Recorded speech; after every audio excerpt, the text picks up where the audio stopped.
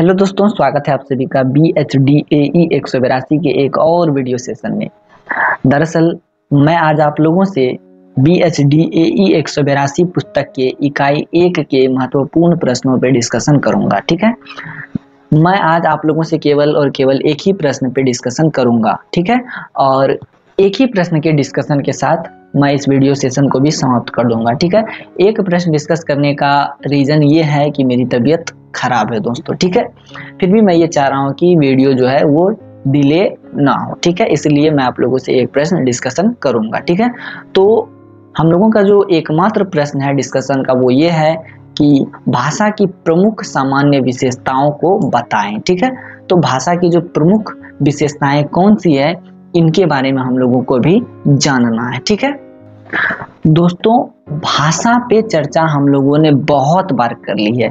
आप सबों को याद होगा जब हम लोग इकाई 1 पर डिस्कशन कर रहे थे, मतलब विषय वस्तु पर डिस्कशन कर रहे थे, तब भी हम लोगों ने भाषा के बारे में चर्चा करी थी। ठीक है, और जब हम लोगों ने पिछले वीडियो सेशन में भाषा संबंधित बहुत महत्वपूर्ण प्रश्नों का डिस्कशन किया था, तब भी हम लोगों ने भाषा पर चर्चा करी थी। ठीक है, तो भाषा क्या है, इसका स्वरूप क्या है, इसकी परिभाषा क्या है, इन सभी चीज़ों के बारे में आप लोगों को पहले से पता है। ठीक है, और पहले जो डिस्कशन हो चुके हैं भाषा पे, तो उसके आधार पर आप लोगों को संभवतः ये भी पता होगा कि भाषा की सामान्य विशेषताएं कौन सी है। फिर भी जिनको नहीं पता है तो संक्षेप में मैं आप लोगों को बता दूं कि भाषा जो है इसकी कई सारी विशेषताएं हैं। जैसे कि भाषा जो है अज्ञानता से ज्ञानता की ओर ले जाता है।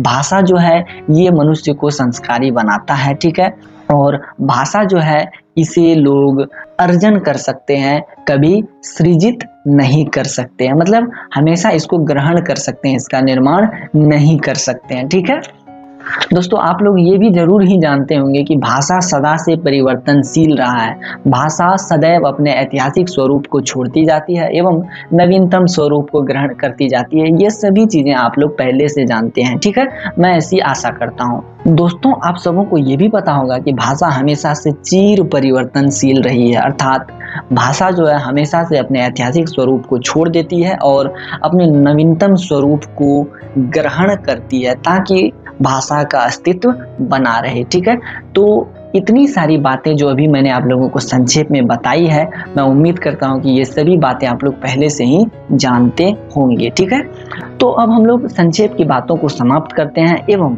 इस प्रश्न का विस्तार पूर्वक अध्ययन कर लेते हैं। ठीक है, तो दोस्तों, भाषा की प्रमुख सामान्य विशेषताओं में जो सबसे पहली विशेषता है वो ये है कि भाषा जो है ये परंपरागत है। ठीक है, अर्थात व्यक्ति जो है इसका अर्जन करता है लेकिन इसका निर्माण नहीं कर सकता। यहाँ पर ये कहने की कोशिश कर रहा हूँ मैं कि भाषा जो है ये हमें विरासत से प्राप्त होती है, मतलब भाषा जो है हमें अपने पूर्वजों से प्राप्त होती है और हम लोग पूर्वजों से ही इसे ग्रहण करते हैं, लेकिन हम लोग कभी भी इसका निर्माण नहीं करते हैं। Language is conventional, man can acquire it but can't produce. ठीक है दोस्तों, अभी अभी मैंने आप लोगों से एक बात कही और वो बात ये कही कि भाषा का निर्माण मनुष्य नहीं कर सकता, लेकिन मैंने ये बिल्कुल नहीं कहा कि मनुष्य भाषा में परिवर्तन नहीं कर सकता।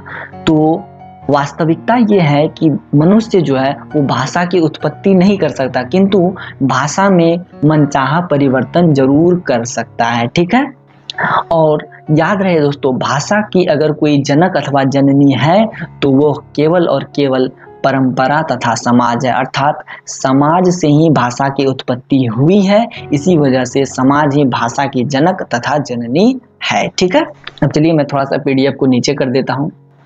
अब देखिए दोस्तों, वास्तव में भाषा जो है ये किसी की पैतृक संपत्ति बिल्कुल नहीं है। दरअसल भाषा जो है ये पूर्वजों से धरोहर स्वरूप मिलती है। इसका मतलब ये नहीं है कि भाषा पर किसी का पैतृक अधिकार हो। ठीक है, तो कुछ विद्वानों का ये मानना है कि पिता की भाषा पुत्र को धरोहर स्वरूप मिलती है, लेकिन हम ये बिल्कुल नहीं कह सकते हैं कि धरोहर स्वरूप मिली भाषा पे पुत्र का या किसी अन्य व्यक्ति का अधिकार होगा। ठीक है, दरअसल यह मत सदैव सत्य नहीं है। अगर एक एग्जाम्पल के लिए मैं आप लोगों से कहूँ कि भारत में किसी बच्चे का जन्म होता है और कुछ ही दिनों के बाद, 1-2 महीने के बाद अगर उस बच्चे को इंग्लैंड भेज दिया जाए, ठीक है, तो वह इंग्लैंड जा करके इंग्लैंड की भाषा बोलेगा और वो भारत देश की भाषा नहीं बोल सकेगा। ठीक है, तो यहाँ पर मैं ये कहना चाह रहा हूँ कि बच्चा तो जन्मा भारत में ही उसके माता पिता रहते थे, तो भारत में उसके माता पिता हिंदी बोलते थे,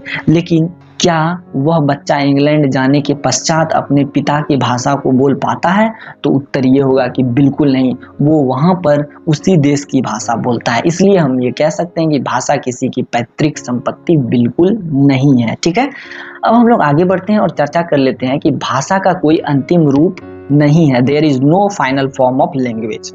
अब देखिए एक बात है दोस्तों, भाषा जो है कभी भी पूर्ण नहीं हो सकती है, अर्थात यह कभी नहीं कहा जा सकता है कि ये जो भाषा है संपूर्ण भाषा है, मतलब इसमें किसी भी प्रकार की कोई कमी नहीं है अथवा इस भाषा का अंतिम स्वरूप यही है। ठीक है, दरअसल भाषा जो है हमेशा से परिवर्तनशील विकास की एक प्रक्रिया रही है, मतलब हमेशा से भाषा में परिवर्तन होता रहता है, इसीलिए भाषा का कोई अंत नहीं होता है। ठीक है, तो मैं उम्मीद करता हूँ कि ये भी चीजें आप लोग समझे होंगे। अब नीचे चलिए देखते हैं आगे क्या लिखा हुआ है। अब देखिए दोस्तों, अगला है कि भाषा जो है ये संयोगात्मकता से वियोगात्मकता की ओर ले जाती है, अथवा भाषा जो है ये संयोगावस्था से वियोगावस्था की ओर जाती है। ठीक है, दरअसल संयोगावस्था का मतलब हो गया कि छोटी चीजों को बड़ा बनाना। ठीक है, और वियोगात्मकता का अर्थ हो गया कि बड़ी चीजों को छोटा करना। इसी तरह संयोगावस्था का अर्थ हो गया छोटी अवस्था से बड़ी अवस्था में जाना, और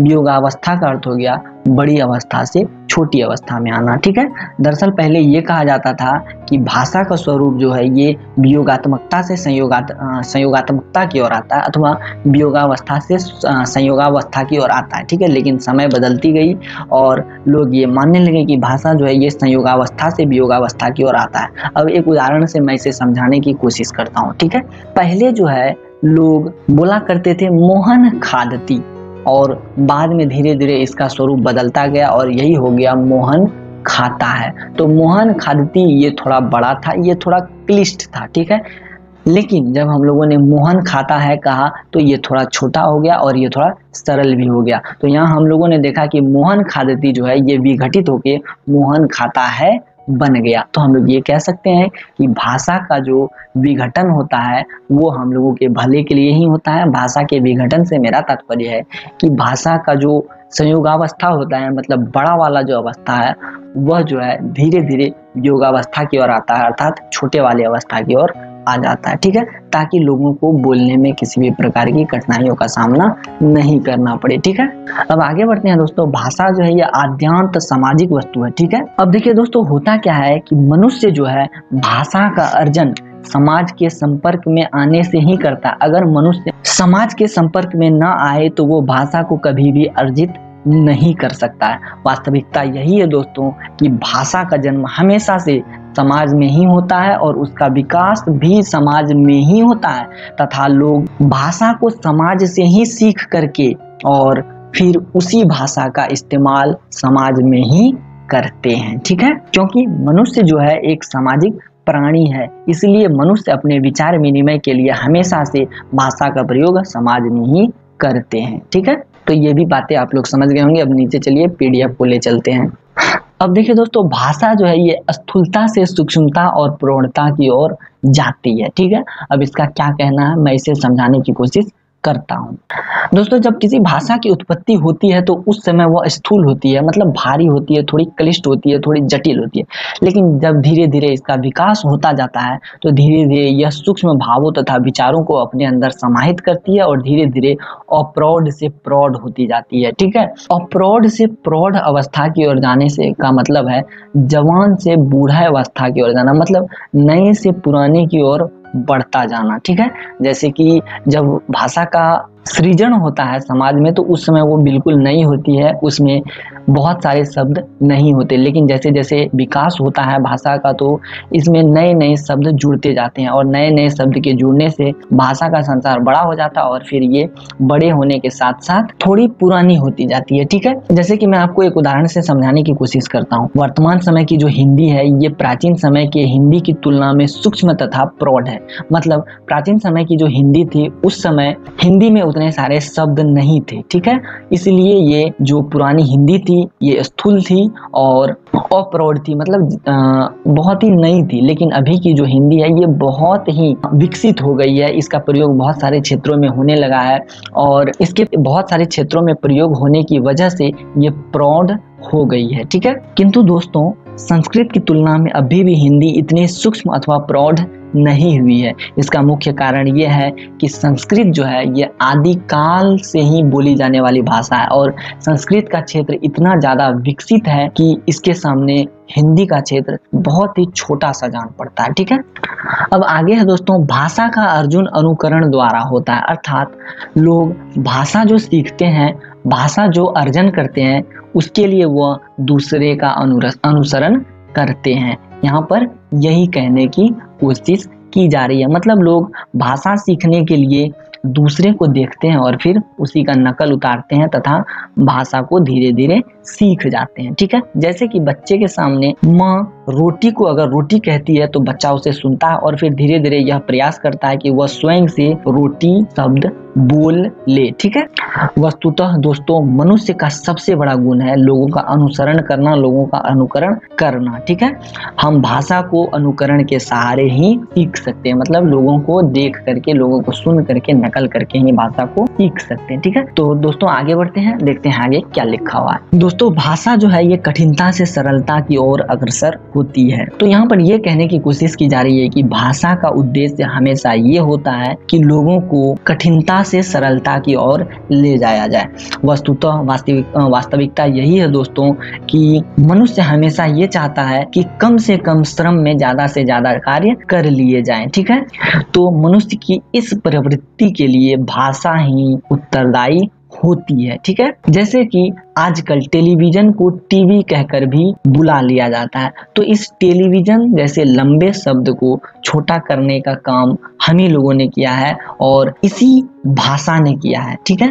जैसे कि टेलीविजन शब्द इंग्लिश का शब्द था, इसको लोगों ने टीवी कहकर बुलाना शुरू कर दिया, हिंदी में भी इसका चलन हो गया और इंग्लिश में भी इसका चलन हो गया। तो इसी भाषा को हमेशा से सरल बनाने की कोशिश की जाती है, ठीक है। अब दोस्तों भाषा जो है हमेशा से चीर परिवर्तनशील रही है, मतलब भाषा हमेशा अपनी ऐतिहासिक स्वरूप को छोड़ देती है और फिर वर्तमान स्वरूप को ग्रहण कर लेती है, ठीक है। तो यहाँ पर यह कहा जा रहा है कि भाषा के मौखिक रूप को ही भाषा कहा जाता है, मतलब हम अपने मुख से जो बोली निकालते हैं, जो भी बातें कहते हैं, यही वास्तव में भाषा है, ठीक है।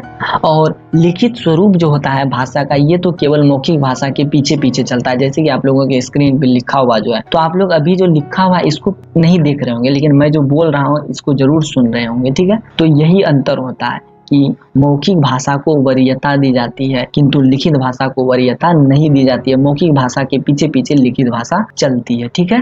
और मौखिक भाषा को व्यक्ति अनुसरण से सीखता है, नकल से सीखता है, लेकिन ये जो मनुष्य अनुसरण अथवा नकल करता है ये हमेशा अपूर्ण रहता है, ठीक है। और यही कारण है कि भाषा में सदा परिवर्तन होते रहते हैं, मतलब मनुष्य हमेशा से ये चाहता है कि वह नकल से जो भी चीजें सीखे तो उसको वह स्वयं से करने के दरमियान उसको और भी सरल बनाने की कोशिश करे। मतलब मनुष्य अगर किसी के मुख से सुनता है टेलीविजन, तो अगर मनुष्य जब उसे स्वयं बोलने की कोशिश करता है तो वो सोचता है और वो ये चाहता है कि किसी तरह इस टेलीविजन शब्द को छोटा किया जाए, ठीक है। तो वो उसी दरमियान टेलीविजन को टीवी बोल बैठता है। तो इस प्रकार से होता क्या है कि मनुष्य जो भाषा अनुकरण द्वारा सीखता है वो अपूर्ण सा रह जाता है। मतलब क्या होता है कि सरलीकरण के वजह से पुराने और नए भाषा के तौर तरीके में भिन्नताएं आ जाती है, ठीक है। और इसी वजह से, इसी भिन्नताओं के आने के वजह से भाषा में सदैव परिवर्तन होते रहते हैं, ठीक है। और इसी तरह भाषा जो है हमेशा से पुराने चीजों को छोड़ देती है एवं नए चीजों को, नए शब्दों को, नई बातों को ग्रहण कर लेती है ताकि वह जो है अपने अस्तित्व को बरकरार रख सके, ठीक है। तो मैं उम्मीद करता हूं दोस्तों कि ये सभी बातें आप लोग समझ गए होंगे और मैं ये आशा करता हूँ कि ये वीडियो आप लोगों को बहुत अच्छा लगा होगा। एक अंतिम बात मैं आप लोगों से कहना चाहता हूँ दोस्तों, अगर इस वीडियो में किसी भी प्रकार की कोई भी त्रुटि है तो मैं उसके लिए आप लोगों से क्षमा चाहता हूँ और मैं आप लोगों से ये निवेदन करता हूँ, ये रिक्वेस्ट करता हूँ कि मेरी त्रुटि को आप लोग कमेंट सेक्शन में जरूर मेंशन करें ताकि मैं अपनी उस त्रुटि को सुधार कर सकूं, ठीक है। इसी के साथ अलविदा दोस्तों।